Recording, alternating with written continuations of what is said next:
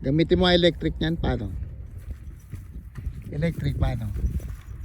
Hindi, electric lang. Yung electric gamitin mo. Electric lang. Huwag mong pa yun. Sira pag yung electric yun eh. Pwede yung ano, yung pedal tapos ano. Sige mo.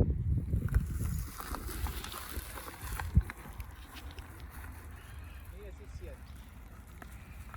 Ganun lang. Hindi, pedal. Pwede kailangan pedal. Kasi masisira sa according sa manual kapag dito. Uy, kasi pang off-road. Hindi pang Hindi. off-road yun mga yun. Ala. Para mapedal mo yung sa tulo. Ito mabigat eh. Hindi ko kaya yung tapos pedal assistant yun.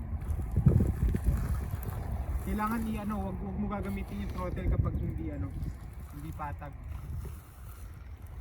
Kailangan pedal assisted para yung motor resistance. Wag throttle. Ito electric din to eh. Kaso ginacharge pa yung battery.